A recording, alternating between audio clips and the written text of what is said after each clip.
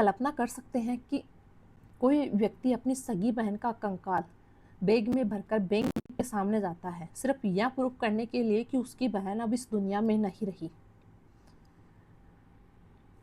आखिर क्या मजबूरी थी उस भाई की? यह घटना कुछ समय पहले की है।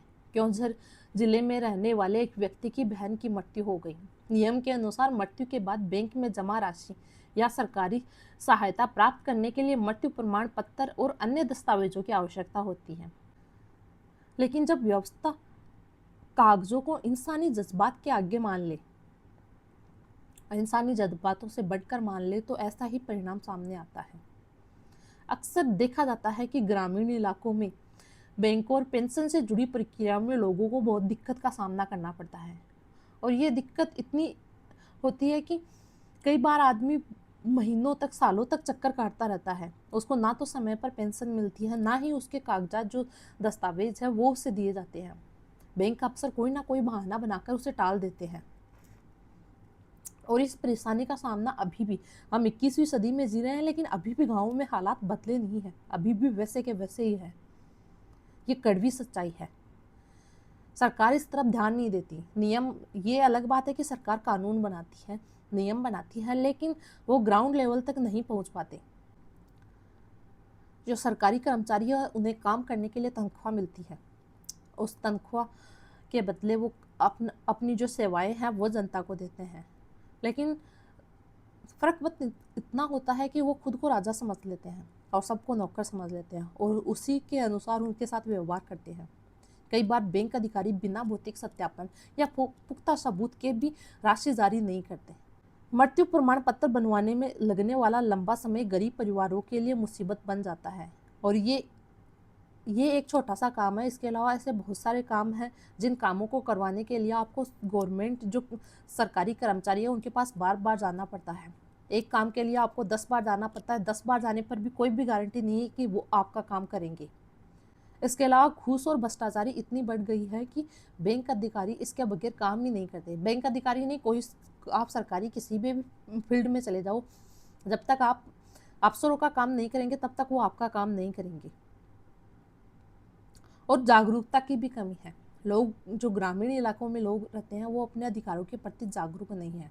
और कई बार तो जागरूक भी होते हैं, लेकिन वो लंबा चक्कर नहीं काटना चाहते। कभी तहसील का, कभी कोर्ट का, या ये पुलिस स्टेशन का, क्योंकि उन्हें लगता है कि इनका काम होगा या नहीं होगा, लेकिन उनका वक्त बर्बाद ज़रूर हो जाएगा। और वो इसी वक्त को बचाने के लिए बैंकों के चक्कर काटते हैं। बैंक वाले उन्हें आज नहीं कल आना, कल नहीं परसों आना, ये सब बोलते रहते हैं।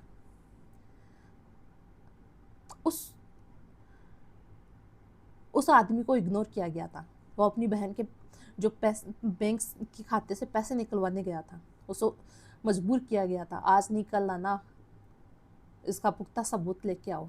उसके पास कोई सबूत नहीं था। वो क्या सबूत देता? जब उसे बार बार टोका गया तो वो कब्र खोद के ले आया अपनी बहन के कंकाल को, और बैंक में सबको दिखा दिया। जब वो कंकाल लेकर बैंक पहुंचा तो बैंक बंद था। वहां पर मौजूद जो लोग थे, उन्होंने पुलिस को बुलाया। पुलिस ने उसकी कहानी सुनी और उसे आश्वासन दिया कि वो उनके साथ खड़ी रहेगी, उसकी सहायता करेगी। लेकिन आप सोचिए, हम डिजिटल इंडिया की तरफ जा रहे हैं,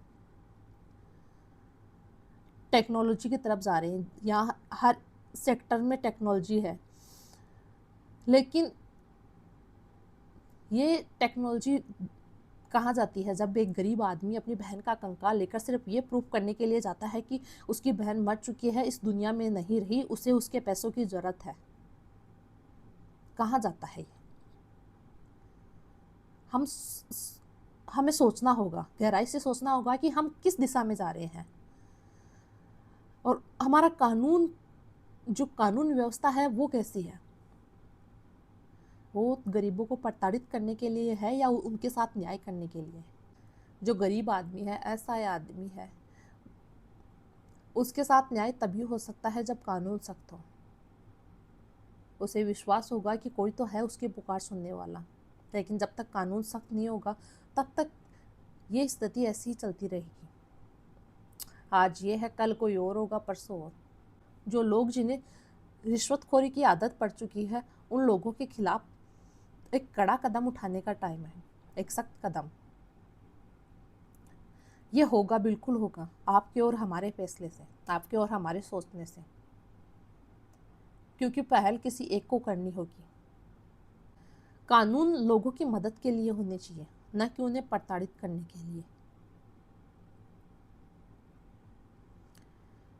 इस वीडियो को ज़्यादा से ज़्यादा शेयर करें या ना करें, लेकिन आप हर उस एसआई की जो हेल्पलेस है, जिसके पास कोई आगे पीछे नहीं है, उसकी मदद आप ज़रूर करें, उसके साथ आप ज़रूर खड़े रहें, ताकि ऐसे लोगों को जवाब मिले।